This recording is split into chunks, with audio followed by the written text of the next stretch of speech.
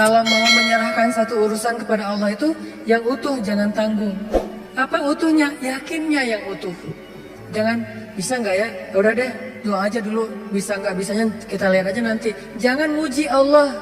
Jangankan Allah, hamba aja, ulama aja kita nggak boleh muji. Salah satu adab dalam mencari ilmu itu apa teman-teman?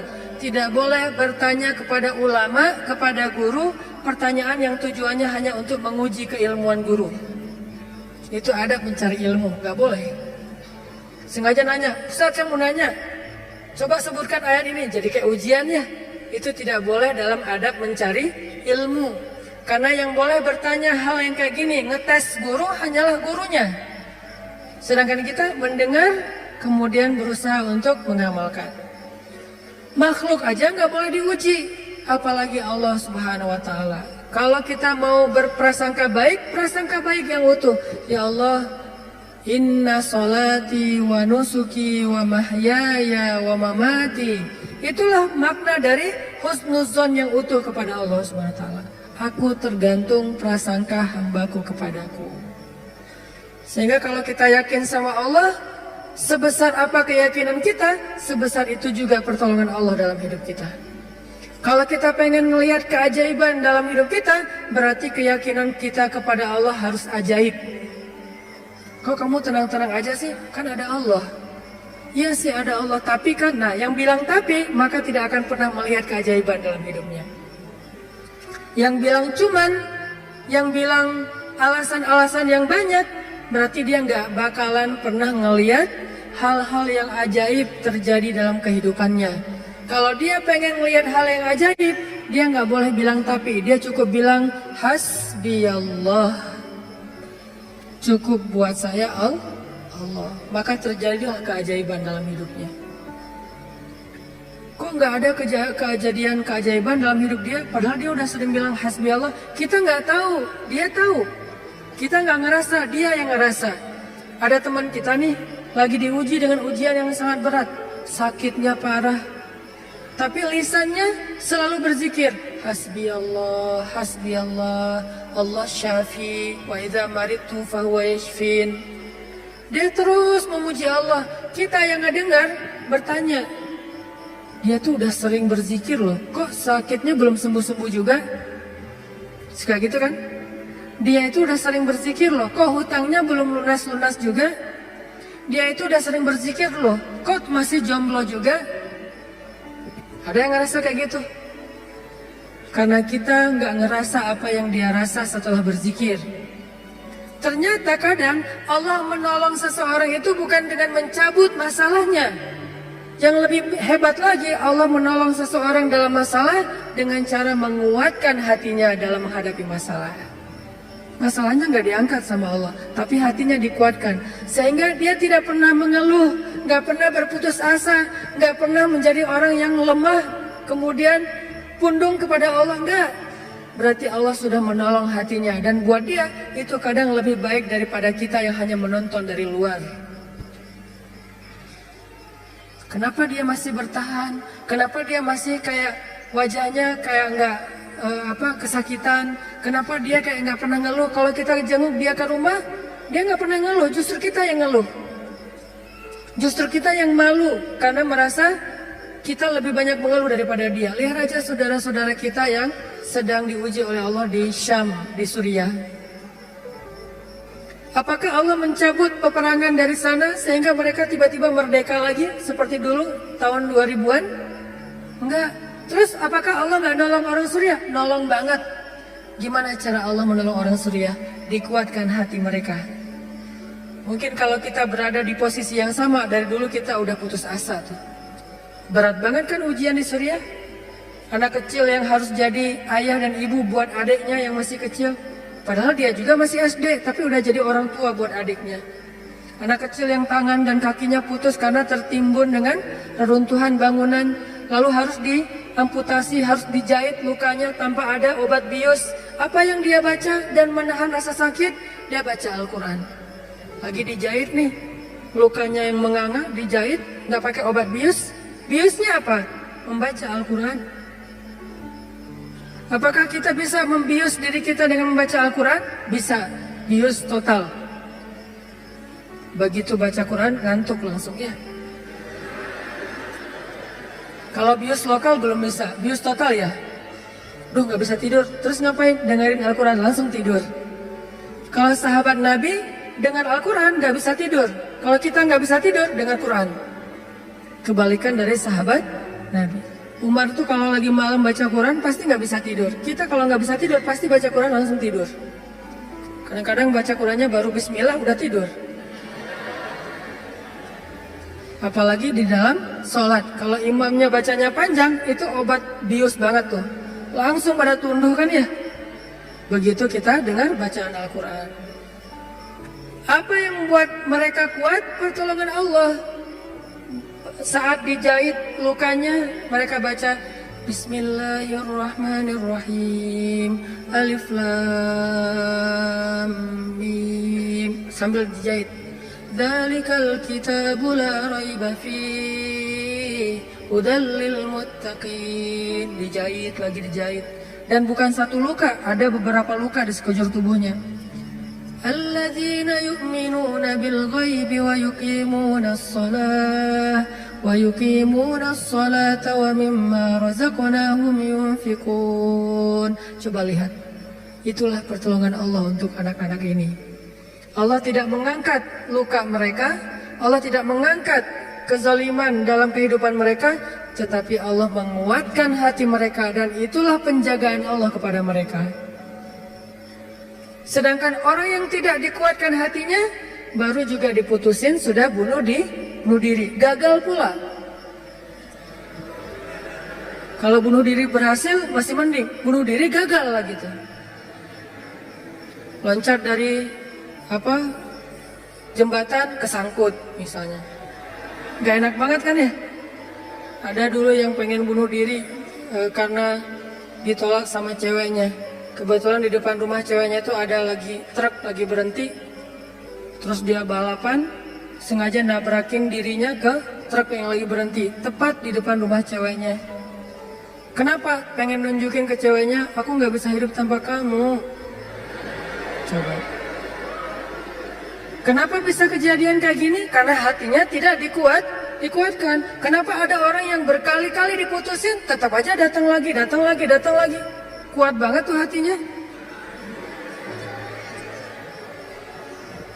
Berkali-kali diputusin, datang lagi. Bukan datang ke yang lain, datang ke yang sama. Sampai orang yang putusinnya, yang putus asa memutuskan, akhirnya menerima.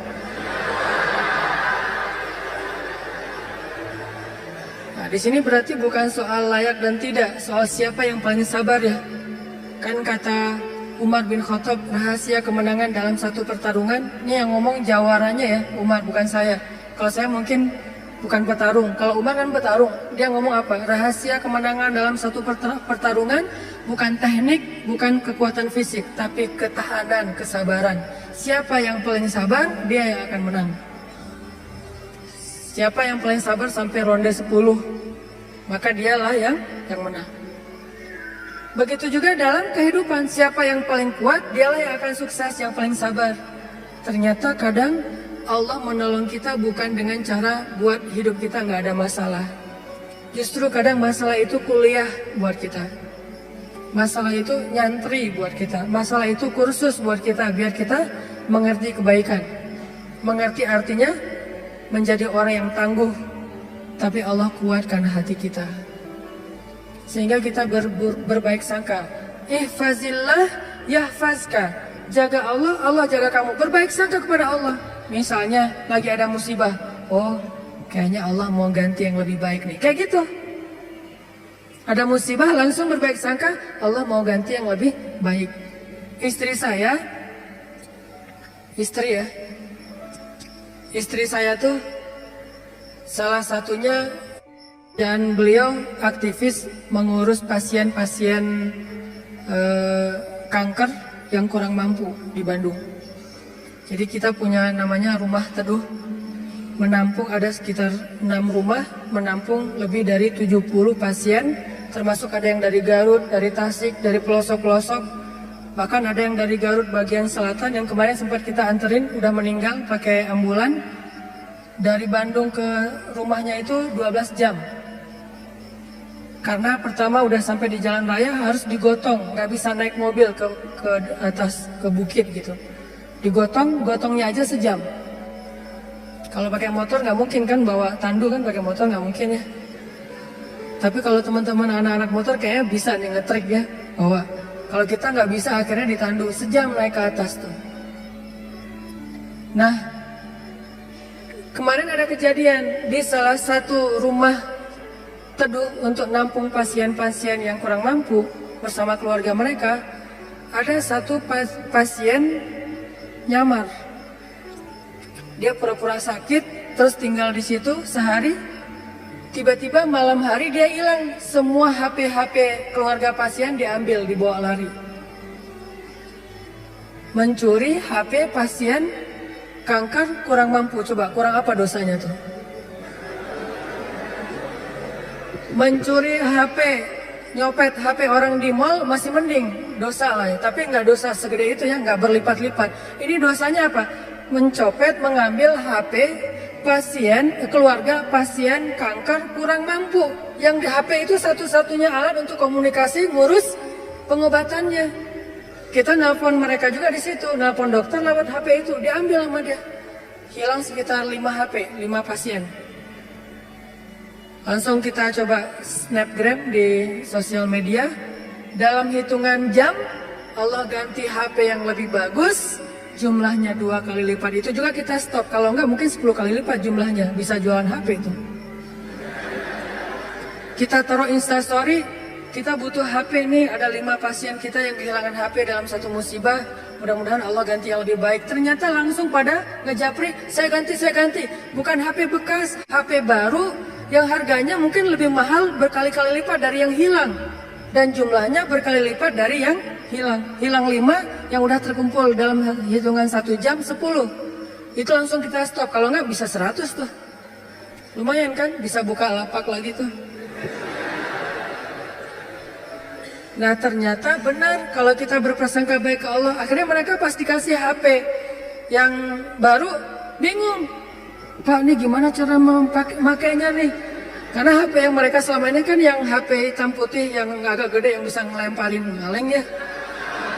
Sekarang HP-nya slim, warna, bisa selfie. Mudah-mudahan sih nggak sibuk selfie ya. Nah alhamdulillah dikasih yang lebih baik. Coba berprasangka aja sama Allah. Dan itu mudah banget bagi Allah. Saya juga pernah hilang HP. Malam-malam mau ada acara tahajud bareng. Bangun tidur karena udah telat bangunnya. Acara tahajud jam 2, saya bangun di rumah jam 2. Kan telat banget tuh, berangkat ke tempat masjidnya setengah jam paling cepat. Akhirnya karena panik, saya ambil HP, jatuh. Pas jatuhnya itu bagian layarnya langsung pecah, gak bisa lagi dipakai digit.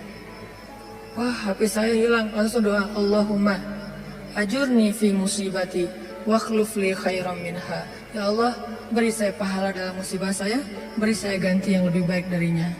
Waktu itu HP saya HP harga 2 juta. Paginya jam 10 pagi Allah ganti dengan Samsung Note 5 yang waktu itu harganya masih 10 juta. Coba langsung cash, langsung dikasih sama Allah. Gimana caranya? Allah yang punya cara. Dan kita nggak harus tahu caranya karena ayatnya juga wa yarzuqhu min haitsu la yahtasib, dari jalan yang Allah yang kalian tuh nggak pernah duga. Prasangka baik sama Allah. Ditolak, oh berarti akan diberikan yang lebih baik dari ini. Ditolak lagi, oh berarti lebih baik lagi. Cari lagi yang lebih baik, ditolak lagi. Makanya nyarinya yang terbaik. Begitu ditolak, Allah berarti akan menggantikan yang lebih baik dari dia. Itu ada cewek, Masya Allah, berhijab, hafal Al-Quran, juz 30. Lancar. Ini kayaknya tipe saya banget nih. Jadi saya nggak perlu repot-repot ngajarin Al-Quran ke anak saya. Udah ada mamanya. Ini kayaknya cewek yang setia, keibuan. Kayaknya dia nggak senang keluar, lebih senang di rumah. Pas banget dengan tipe kita misalnya. Ternyata pas datang ditolak, maaf saya udah tunangan. Lagi-lagi kayak gitu ya, nggak survei dulu sih, langsung datang aja. Karena nggak ada surveinya, datang ditolak. Oh Mudah-mudahan dikasih yang tadi juz 30, karena ditolak dikasih yang 30 juz. Tapi sekarang masih juz 30 juga bertahap.